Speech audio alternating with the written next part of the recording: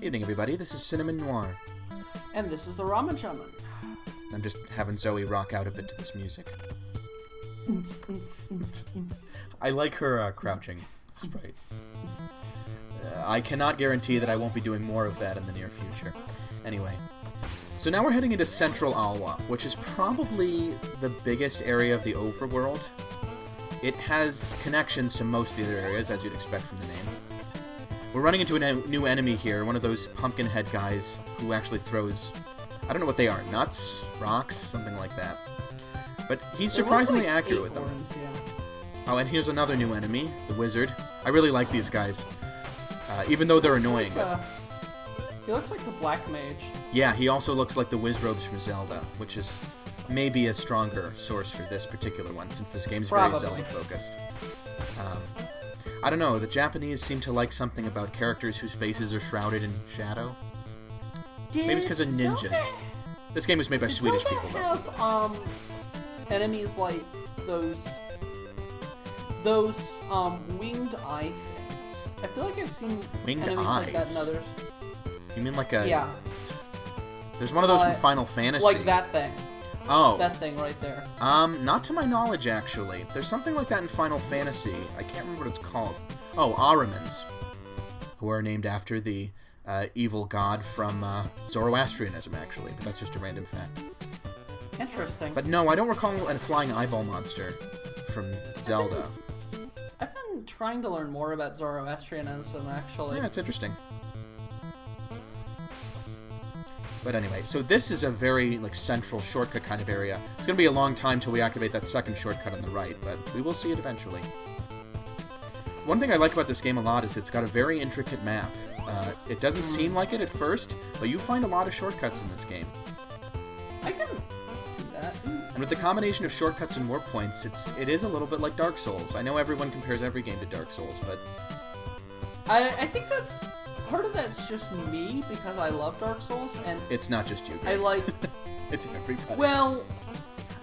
The Dark Souls of blank has become a meme, I mean, seriously. My problem is people only use Dark Souls as a reference for difficulty, which... Oh, I don't think that's entirely true. I don't. Well, people tend to, rather. Mm-hmm. I like... You notice my comparisons to Dark Souls are very rarely about difficulty so much as specific gameplay elements. As they shouldn't be. They should not be about difficulty. Often elements it shares with Metroidvania, interesting, which is why I'm sort of trying more Metroidvania games. Yeah, I'm actually planning on talking about this in an upcoming video. Dark Souls has many of the qualities of Metroidvania. The only one it lacks is the acquiring of movement upgrades. And even then, there are a few. That's a very good point. It has the layout of a Metroidvania. It just doesn't have the structure, I mean the mechanical structure of one. Mm-hmm. Oh, by the way, here's another shortcut. Yeah, I've noticed, blocking areas is pretty much always done either by specific key items or, what TV Tropes calls I think it's called a beef gate or meat gate, when it's just, a certain number of hearts. Right? Or it's just... Well, it's just putting enemies designed to absolutely murder someone who... Which isn't strictly speaking blocking things off. It's just making it impractical to go there. Breath of the Wild is that. That is one of my least favorite ways of doing that. Final Fantasy also did that. Final Fantasy let you wander anywhere, and then it just kicked your ass if you went in the wrong place. I'm willing to tolerate... And that's got to be your example. Very specific... If it's used in very specific locations and is made very clear. Yep. Fallout New Vegas, actually. Right. Right at the beginning, you go one way and you run into, Cazadors about 20 levels before you're ready for them. I find it interesting, by the way, just in passing, that the flies in Fallout New Vegas are called Cazadors, whereas the flies in Resident Evil 4, which was a game specifically focused around Spanish culture, are not called that. When they should have been. They're called Novistadors, which is just silly. Yeah, although what's weird is they actually have what are bloat flies, which are absolute about as threatening as you'd expect a fly to be.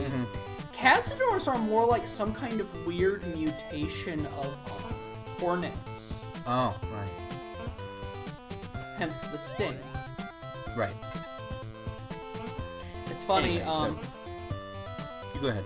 there's actually, as a joke in one of the DLCs, because as I mentioned, bloatflies are, as difficult as you'd expect a fly to be, they introduced the legendary bloatfly, which is this, 4,000 hit point monstrosity that shoots bolts of plasma. That's just ridiculous. Yes, it is. Final Fantasy actually did that too. Oh, by the way, to get back to our game, we've activated the second warp, so now it's actually useful.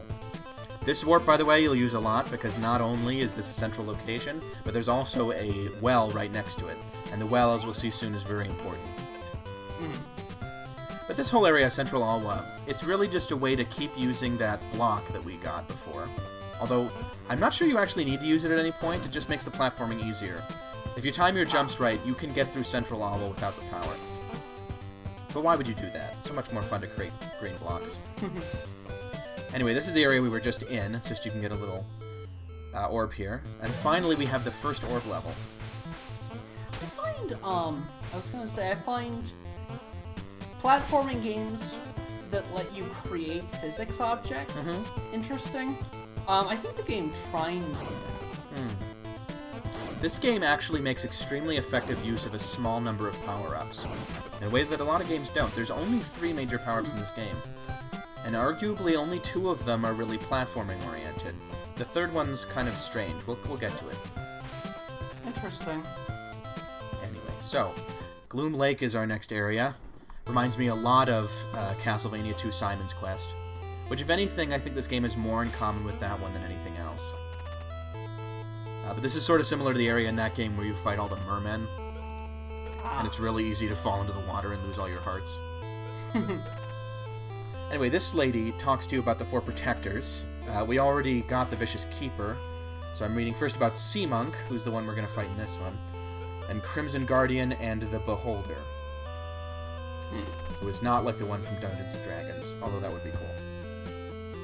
That area, by the way, that room, is the one that leads to the final dungeon. You just need to collect the 4 ornaments first.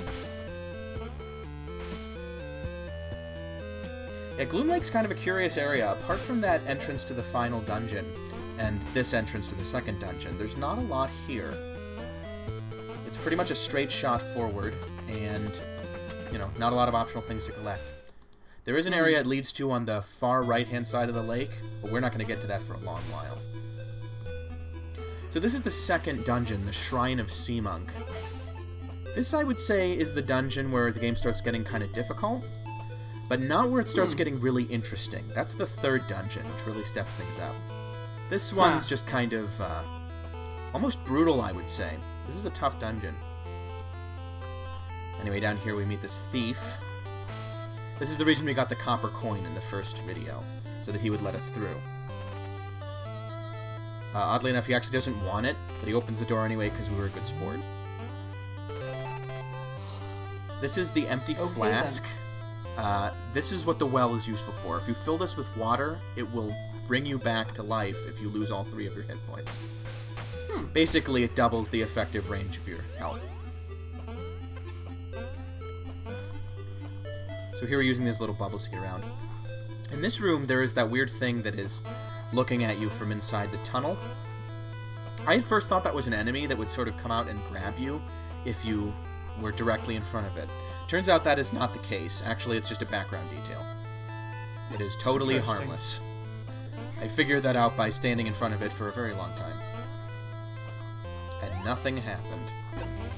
Which is a shame. I think it would actually have been more interesting if that was an enemy.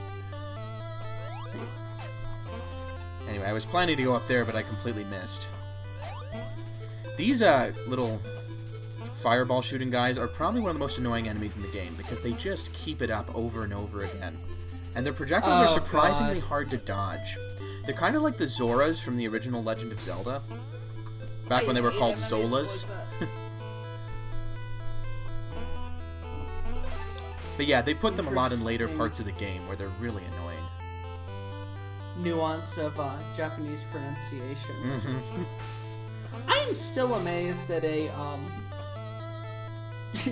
that a Japanese creator decided to name their character Rally. Well, they like That's English just- words, and rally is like a cool English word.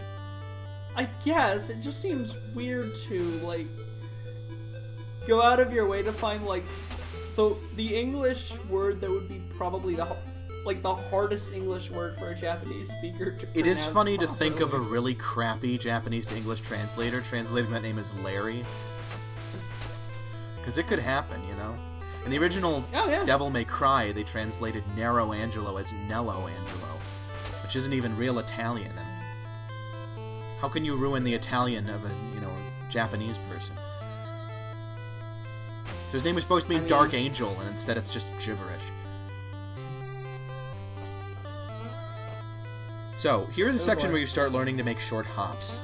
What I do is I literally just tap the jump button. And if you do anything more than a tap, you will probably launch yourself right into that.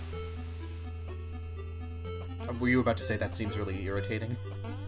That seems unpleasant and unkind. If you think this is bad, this is going to get a lot worse, this game. There are some really tight believe it. platforming sections. But I don't mind it, for two reasons. One, this game has surprisingly tight controls. It's not hard to figure out how to do it well.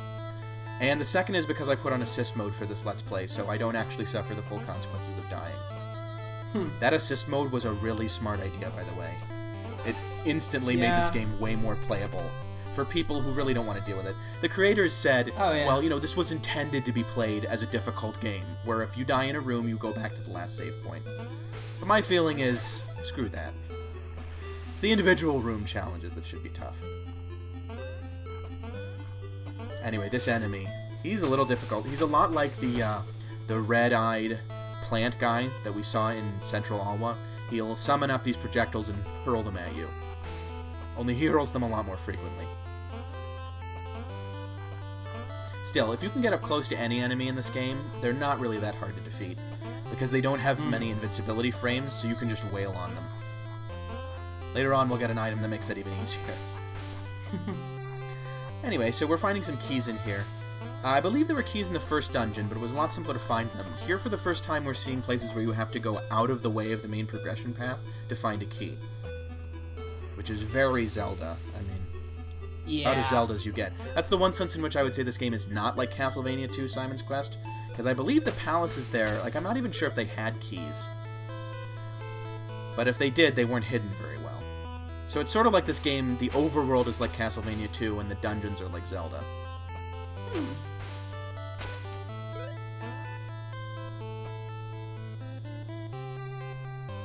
Anyway, there's the locked door we needed the key for, and now we need to get over this little pool of water while dodging this guy's projectiles. Very difficult. That one almost got me. Generally speaking, if you keep moving, those guys find it harder to hit you, but that's not always easy to do when you're facing puzzles. I forgot you had that cube. That would have been pretty much impossible. That's right. No, but this game knows that you have the cube at this point because you have to do the levels in a certain order. You can't even get to Central Alwa until you complete... Oh, sorry, you don't have to complete the first dungeon. You have to get the green gem. So they know what you can and can't do by this point. This game is very well done in that sense. They always have puzzles that test you, like they'd be easier if you had an item that you don't have yet, but you do them anyway. And then later on in the game, when you revisit, it's much easier to get past. Oh, here's a tough little platforming section, consisting of multiple rooms. Didn't manage to dodge that guy. These things are a little annoying. Unlike a lot of the things that move around blocks in this game, you cannot hit them. They're traps rather than enemies. I don't know exactly what they are. I guess they're just spinning blades with that strange format to them. There was an enemy in Sonic 2, actually, that looked a little bit like that. I like to think, though, that it's like a double-headed bird beak. They look a little bit like that. So you gotta be a little careful to get this gem, because there's one of those spinning guys right there. I think there's certain variants of Shuriken that look like that. Yeah, I think you're right. Two-bladed instead of four-bladed. Yeah. Right, because a lot of people forget, shuriken weren't necessarily designed to be flashy. Sometimes they're just like caltrops. Well, I mean, they were mostly trick weapons anyway. There was actually a trick, I think, where you could palm a shuriken and throw it while you were going for your sword. Right. No, that's a clever idea. No, so, probably to make the what are you doing here? Are you like grinding? I am grinding. I was looking for a heart here. Because really, when you only have one hit in this game, it is a little hard to get through some rooms. This guy was just not playing ball with me, so I just decided to move on anyway. I mean, really, when push comes to shove, I have assist mode on, so I will just respawn in the same room. But I don't like having the character die unnecessarily. For reference, I've had like 50 deaths in the regular playthrough of this game that I did before this. And yes, the game does count them and tell you how many you have. Of course it does. So this is our new power, the bubble, which is my favorite power-up in this whole game. It's really cool. Oh god, yeah. You summon it, it goes up for a little while, and then it disappears. There's a platforming upgrade in Mega Man that's a lot like that. It's a little like robot platform you summon that also disappears after a while. Like the block, it changes platforming just enough without breaking it. So because it's got such a short duration, you can't really get it very high, but you can still jump on it and then jump again, which actually gives you a surprising amount of height. That's a much safer bet, using it as just a temporary platform, than trying to use it as... Basically, you can't ride it. What you should do is you should treat it as if it were a falling platform. I hope that makes sense. Sort of, yeah. Anyway, we'll see it in action in just a second here. So with this, we need to use both of our... Oh, sorry, I'm being stupid. Later, we'll need to use both the block and the bubble. But right now, we can actually leave the Sea Monk's palace, or whatever it was called, and head through the Stone Cellar, which is an area that we can't get far in right now, but we can just sort of visit it. See, the actual main body of the Stone Cellar is blocked by that lightning door. It's going to be a while before we can get through those. There are 2 major late-game dungeons that are blocked off in that way. Neither one's accessible till after the 3rd dungeon. And now we're going into another temporary area, the Underground Chamber. And I at first wasn't sure whether I should go back or keep going, but there's a warp in here, so it makes sense to activate it as soon as possible. This is actually very useful to me, and I think I'm going to take advantage of it because I can warp back to Central Alwa and get some water. Which will be very helpful against the boss of this area.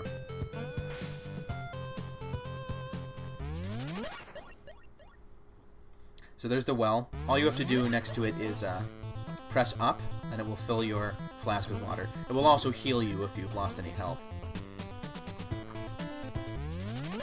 I am not sure if that's the reason why they put the ability to leave the Sea Monk's whatever in there, but I think it's the reason.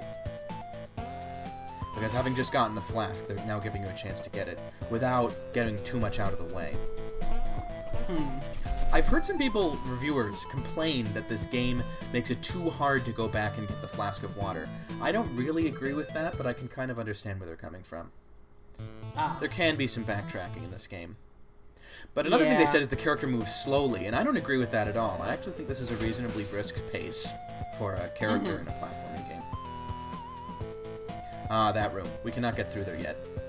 There are actually bubbles that appear in that room if you stay long enough, and that might make it look like you can go, but the bubbles are a trick. They are too close to the spikes in order for you to use them effectively, so if you leap onto one, as soon as you leap onto the next one, you'll hit the spikes. What those bubbles are an obstacle. When you find another thing that lets you cross the water, you have to jump over the bubbles to make sure they don't push you in the spikes.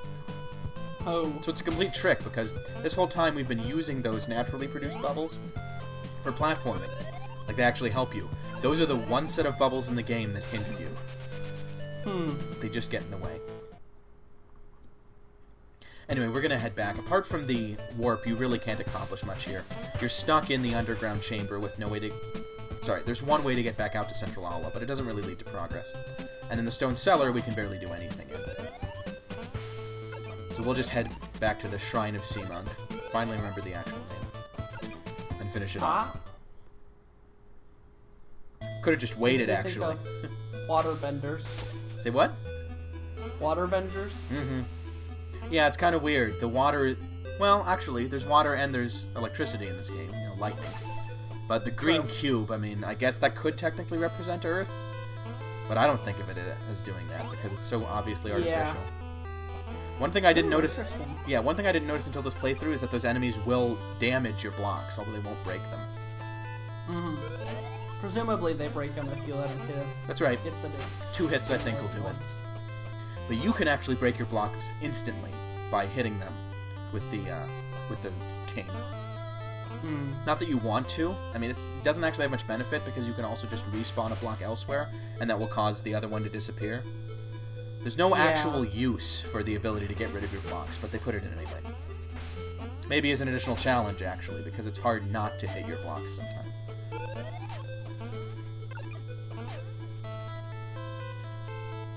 Anywho, I was actually forgetting that the way forward now is past the save point. Do you remember that room where there was the guy in the wall shooting projectiles, and then there was the big gap, which we couldn't go over before, but now we can.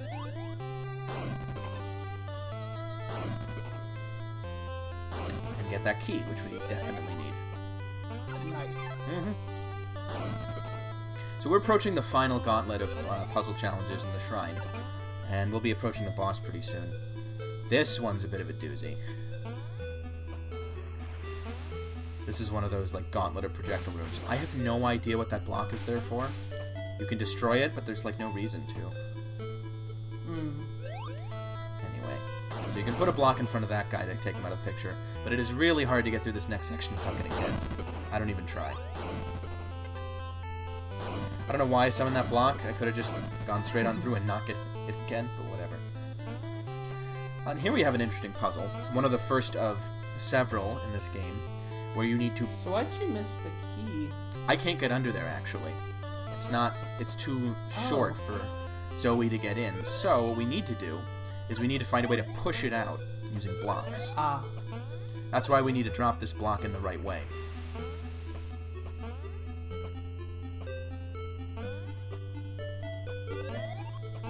I think I see. Yeah, this puzzle's not too hard to figure out. Later ones are a bit more difficult. Just push it down into those gaps. Blocks fall straight down in this game, so there's no worry about momentum or anything like that. And then you just sort of shove it like that. Exactly. But it's actually not enough to do it by itself, which might trick you for a minute until you realize you can spawn your own block anywhere you want. Yeah. And use it to push the other block. Actually a little bit clever in terms of using gameplay mechanics. It'll get more intricate as time goes on. Like I said... Well, it also creates stumbling block for anyone smart enough to just spawn the green cube in the first place. Right, because they push it in and they're like, oh shoot, why didn't that work? And they see, oh, I need 2 blocks. That door is hidden behind a one-way shortcut that we're not going to activate for a very long time. We'll actually need the lightning first before we can get to the area that lets you access that. And this part is also a little difficult. I'm trying to make sure that I don't lose that last bit of health here, because if I do, it'll waste my water. And that's a one-off, you know. There's no way to get that back inside dungeons. So I'm trying to get rid of this guy and get some health. This game is a little stingy with the health pickups, I gotta say. It's very unpredictable when they'll drop. It's not like Metroid, where this kind of grinding was a lot more reliable. But then again, oddly enough, in Metroid it was also a little less necessary, since you didn't have these strict health pickups. You had 99 energy, and enemies would take down various amounts of energy. This, every hit's exactly the same. It's more traditional.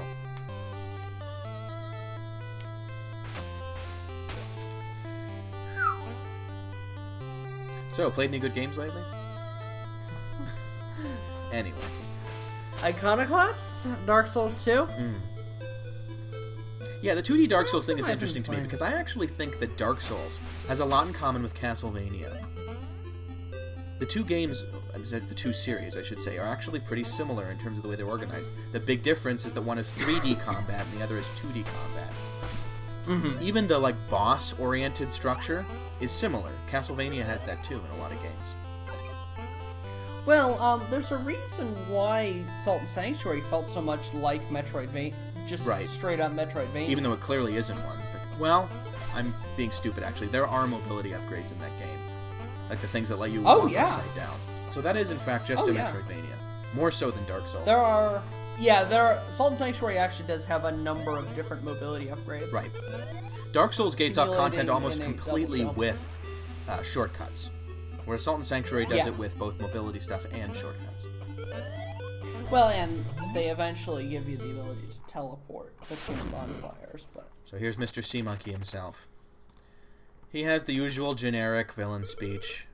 Villains in this game really have crappy dialogue.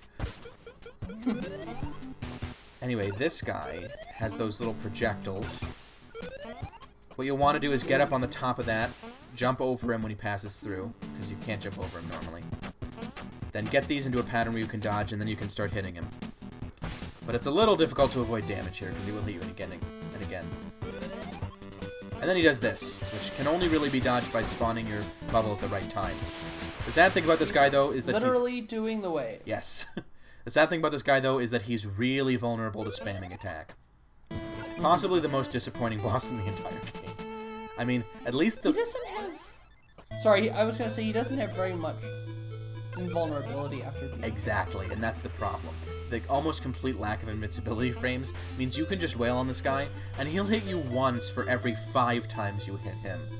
Which means, really, I didn't even need to worry about losing my water. I beat the guy with losing only 2 hits. I couldn't be certain, though. Early on, he is a little hard to get since he moves around more. And his stuff can damage you surprisingly quickly. So it's sort of like... what's the opposite of a battle of attrition? Where both sides hit each other really quickly? I don't know. It's like a blitzkrieg.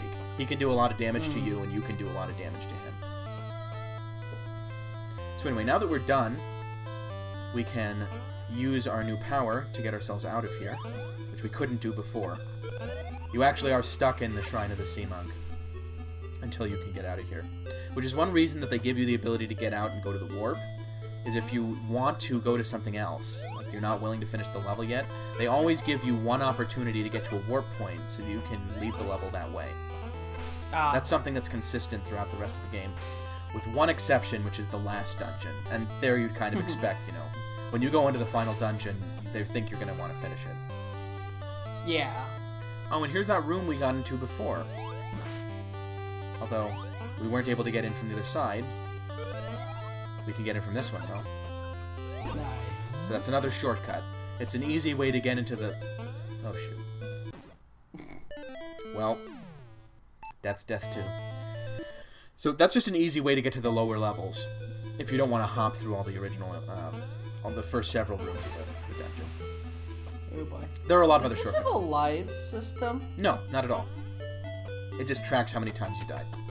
Oh. Ordinarily, if you don't have assist mode on, it will punish you for dying by sending you back to the last save point you were at. Which wouldn't mean much in this case, because I had literally just hit a save point before then. Yeah. But because I have assist mode on, it's even less relevant. What else does assist mode do for you? There are actually multiple options, and you can choose which ones you do. I only did the first one, which is the fact that it respawns you in the same area. Other ones are you can have the map show you where all the items are, which is pretty useful. Oh. And there's another option to show stuff on the map. It's sort of like a hint mode.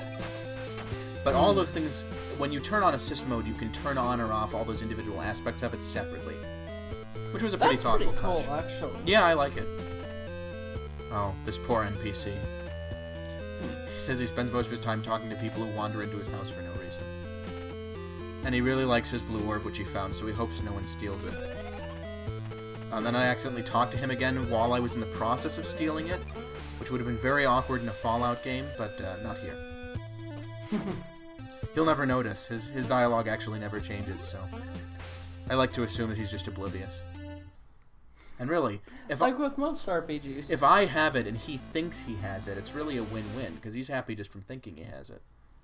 Yeah, sure. Let's just go with that. It's not like the blue orbs are useful for anything in this game, besides what you're using them for. Really, I mean, If he knew why I wanted it, he would probably give it to me. It's just you can't ask people for that in this game. But that is the end of episode 2, so good night, everybody. Good night, everybody.